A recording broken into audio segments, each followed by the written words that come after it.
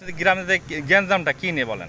ওই সুদে টাকা গ্যামজাম, সুদে টাকা লেনদেন নিয়ে গ্যামজাম নিয়ে এলাকাছে দিয়ে দিছি, আর পাওয়া এলাকাছে আমি পাইনি, এই নিয়ে গ্যামজাম। আচ্ছা, সুদের টাকা কে দিচ্ছে কার কাছে? হাসান দেশে আছে আকমালের কাছে। এর কতদিন যাবত এই টাকাটা লেনদেনের বিষয়ে?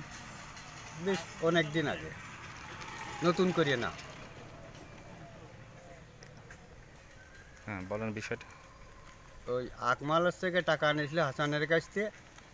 হাসান কাছে যে আমি টাকা পাবো, আকমাল কাছে যে ওর সুদি আসলে টাকা দিয়ে দিছি, এই কেন্দ্র করিয়ে গোলমাল। এই কয়টা দিক ঘটনা ঘটছে? 8টার দিক। 8টা দিক। কোনো আহত কতজন হয়েছে? আহত আমি তো ঠিক মতন বলতে পারছি না, তারপরেও মনে হয় 30 জন আছে দুই পক্ষে।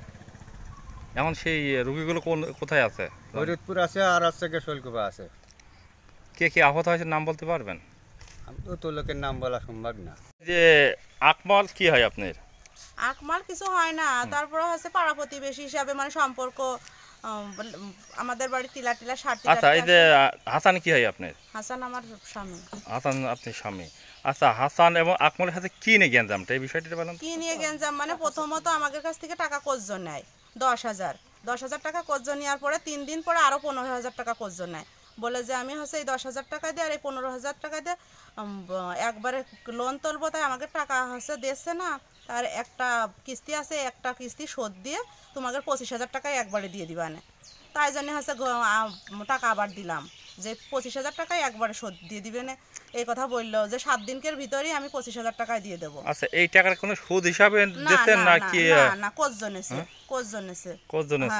এসে আমরা জানতে পারলাম এই টাকাটা সুদের হিসাবে আছে। ওই জায়গা সুদের হিসাবে কোনো টাকা নেই। এলাকার লোক বলছে এলাকা হাসান হলো সুদের সাথে জড়িত। আসলে এই বিষয়ে আপনি কতটুকু জানেন? আমার বিদেশ থেকে আসলো, আমি গোয়াল করতেছিলাম, তার ভিতরে টাকাটা কর্জ নিতে আসে। আমি সিমেন্ট বালু না কিনে ওর টাকা কর্জ দিছি 25,000 টাকা মানবতার খাতিরে। আমার বাড়ি আছে অনেক দিন থেকে, আমাকে টিলা সাথী টাত্তি আসে, এই জন্য হচ্ছে ভালো সম্পর্ক, ওকে সাথে আমাদের ভালো সম্পর্ক, এই কারণে 25,000 টাকা কর্জ। আচ্ছা, এই বিষয় নিয়ে আপনাদের গ্রামে গ্যাঞ্জাম হয়েছে? হ্যাঁ, আচ্ছা, সেই টাকা গত রাত্রে মানে অনেক দিন ধরেই চাচ্ছে, তা বলতেছে যে আমার সমস্যা, এ সমস্যা, ও সমস্যা, আমি টাকা দিতে পারতেছি না। তারপর কালকে আবার যে আমার ফ্যামিলিতে সমস্যা, আমার টাকা পয়সা নেই। তারপর কালকে যে বলতেছে যে ভাই টাকা কটা দিলেন না, তো টাকা কটা হচ্ছে দেন, কিছু কিছু করে করে ধরে রাখেছে। আকমাল প্রথম গলা হইছে করে ধরে, ধরার পরে তারপর ওই জায়গায় লোকজন ছিল, তারা ঠেকাতে ওর রাম দাও দেওয়া হচ্ছে পিটির পাড়ে কোপ মারলি পড়ে যায়। হাসান পড়ে যায়, কোপ মারে হচ্ছে ওই জায়গা থেকে। আকমাল ছিল, আরো লোকজন ছিল, আমি তো মহিলা মানুষ, আমি বাড়ি ছিলাম, আমি আর কিভাবে বলবো যে কে কে ছিল। রাম দাওয়াতে কোপ মারার পরে পড়ে যাওয়ার পরে আরো 2-3 জন লোক ঠ্যাং টুং মুচড়ায়ে ঠ্যাং মানে 2-3টে কোপ মারেছে, পায় পিটি কোপ মারেছে। এখন কোথায় আছেন? এখন যে হাসান তো কোপ খাইছে, হাসান এখন কোথায় আছে? কোথায় ছিল? হাসে ওই পাশ দিয়ে তারাই ধরে হাসপাতালে নিয়ে গেছে। কোন হাসপাতালে? শৈলকুপা সদর হাসপাতালে ভর্তি আছে। হ্যাঁ, ভর্তি ছিল। তারপর ওই জায়গা থেকে শুনলো যে হাসে এই জায়গা তার রাখা যাবে না, এই জায়গা থেকে তার লোক যাবে না, আবার হাসে এই জায়গা থাকলে সমস্যা। তা সেই জায়গা থেকে আমাদের লোকই মানে নিয়ে কোন জায়গা আছে আমি এখন বলতে পারতেছি না। মানে আচ্ছা, বলেন আপনি কি জানেন এই বিষয়টা? এই জানি যে এই মুসার লোকজন আর এই মুসা ছেলে ফেলে দিয়ে এই চান্দাবাজে এর ছাপ মারছে, ফলে এর কাঁঠাল কাটিয়ে নেয়, এর ভূত ধান নেয়, এর পালার বিচেলি নিয়ে চলে যায়। আমার কাছে হচ্ছে গিয়ে 500 বিচেলি নিয়ে আইলো, তার দাম 4,000 টাকা। একদিন আমি চাচ্ছি কাছে যে হচ্ছে গিয়ে হাতে কিসের টাকা পাবি তোরা? কে বলছে? হ্যাঁ, এই কথা বলছে এই মুসা সাল ইমরান। সে টাকাটা তো আমার এই গ্রামের মেম্বার। সে আজকে নিজে হচ্ছে গিয়ে হেলমেট মাথায় দিয়ে সে হচ্ছে গিয়ে মারিয়েছে। সে হচ্ছে আমলিকের লোক।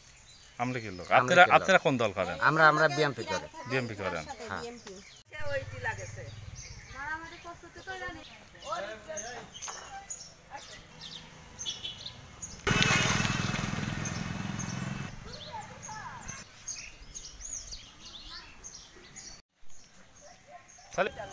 নাম কে বলতে? পাওনা টাকা নিয়ে গন্ডগোল কালকে শুরু হয়েছে। এই টাকার সাথে যাই গন্ডগোল। এই পাওনা টাকা পাবে কে? এই টাকাটা টাকা পাবে হাসান। কত টাকা জানেন? 10,000 টাকা। 10,000 টাকা। এই চাষে দেয় না এই সূত্র করেই কালকে বলে মারা গেছে, টাকা চাইছেন মারা গেছে, মারামারি হয়েছে। কি ঘটনা হয়েছে আপনি যে মারামারিটা বিষয় হয়েছে এই বিষয়টা মারামারি হয়েছে গতকাল রবিবার। ওই হাসানের টাকা পয়সা লেনদেনের ব্যাপার, যে টাকা দিয়েছিল এর আগে কিছু দেশে আর 7,000 টাকা বাকি ছিল, সেই টাকাটা দিবে। এবং ও মেশিনপত্রের কাজ কাম করে, ওর সঙ্গে হাসানের সঙ্গে ভালো সম্পর্ক ছিল, তাই ও টাকা নিয়েছিল। এখন চাষিদের এই ধরেন এই গোলমাল, আমরা বাজারে রয়েছি, পরে চাষি এখানে হাতাহাতি আমি সঠিক বলতে পারবো না, ওই বাঘ বিচণ্ডাই হয়েছিল। হওয়ার পর এরা লোকজন করে মুসা মেম্বার ধরেন সারা জীবনে আওয়ামী লীগ করে তার সাথে করে দিই, ধরেন আমার লোকজন জেনারেল ছিল মারধর আরম্ভ করে, তার এই হিসাবে আর সকালবেলা ধরেন আবার তারাই লেগেছে। আচ্ছা, কতজন আহত হয়েছে এই ঘটনা কেন্দ্রকে নিয়ে? আহত সব তো হাসপাতালে। কে কে আহত হয়েছে বলেন তো? কতজন আহত হয়েছে আপনাদের? আমার পক্ষে ধরেন 12-14 জন হয়। আচ্ছা, কে কে আহত, নাম বলতে পারবেন? কে কে আহত? ওয়াজেদ হয়েছে, তারপর ওই যে এটার মার নাম কি যেন, কতজন আহত হয়েছে আপনি জানা মতে? 15 থেকে 20 জন। আচ্ছা, এই রুগীগুলো এখন কোথায় অবস্থান করছে? এখন কেউ ফুলকোয়া ভর্তি আছে এবং কেউ ঝিনে যায়। কেউ এই ভিতরে কোনো মারাত্মক আছে কিনা? মারাত্মকভাবে ঝিনে যেগুলো সবই মারাত্মক। এই বিষয় নিয়ে আপনারা কোনো আইনি ব্যবস্থা নেবেন কিনা? আইনি ব্যবস্থা নেবো। ওই সাইডে একটু কথা বলুন তো। আমি মোহাম্মদ আবু সালে মুসা, 13 নম্বর মহেশপুর ইউনিয়ন 9 নম্বর ওয়ার্ডের ইউপি সদস্য, বারবার নির্বাচিত সদস্য। আমি 4বার মেম্বার, নির্বাচিত মেম্বার। সাথে এই প্রথম গ্রামের এই কেওয়াসটা হচ্ছে একটা চুরি চুট্টা নিয়ে। সেটা হচ্ছে পার্বতীপুরি একজনে ছাগল চুরি করেছিল, ওই খায়রুল। সেই ছাগল কেন্দ্র করেই আমাদের কাজে কালাম করতে হবে। ওরা আমাদের দলীয় লোকই ছিল, আমাদের ওই ক্ষীরার গহরালি। এইটা না করার কারণে ওরা আমার থেকে সরিয়ে যায়। এখন এই গ্রামে একটা বিশৃঙ্খলা করার জন্য আমার লোকজনের সাথে গত কাল রাত্রে বাজারে বসে আমার লোক চা খাচ্ছিল। ওরা 4-5 জন এসে আকমাল, আব্বাস, এদেরকে আকমালের বলে যে তোর কাছে আমি টাকা পাবো 2,000। তা আকমাল বলে যে ভাই টাকা তো তোর কাছে আমি 2,000 নিয়েছিলাম, কিন্তু তোর মেশিন সেরে আমি টাকা পাবো 2,550। তাহলে তো তুই করলি যে ভাই তুই 50 টাকা পাবি না, না কাটাকাটি। আমি জানি কাটাকাটি হয়ে গেছে, তুই হঠাৎ করে এখন আমার কাছে টাকা চাচ্ছিস, তো এটা তো সেজন্যই তুই কাটাকাটি করে নিছিস।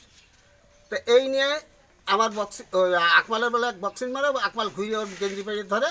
এর থেকেই সূত্রপাত। আজকে আমরা সকালবেলা শুয়ে আসি, ওরা লোকজন গুছাই নিয়ে ঘরের ও বাড়ির ওই জায়গায় এসে ডাক ভাঙতেছে। ডাক ভাঙলে আমার লোকজন যাই গ্রামের পার্শ্ববর্তী ছিল, তারা আগে গেলে তারা ইটপাটকেল মারা শুরু করলে আমার লোকজন ইটপাটকেল মারিয়েছে। তারাও জখম হয়েছে, আমার লোকজন জখম হয়েছে। আমার একজন ফরিদপুর গেছে। আচ্ছা, মোট জখম হয়েছে আপনাদের দল থেকে কয়জন, আপনাদের এই পক্ষ থেকে কয়জন জখম হয়েছে? ম্যাক্সিমাম আমি এখন হিসাব দিতে পারবো না। আনুমানিক কতজন এটা হতে পারে? সবাই ইটির আঘাত পাইছে, প্রতিটা লোকই ইটির আঘাত পাইছে। এখন কতজন হসপিটালে গেছে? 7-8 জন।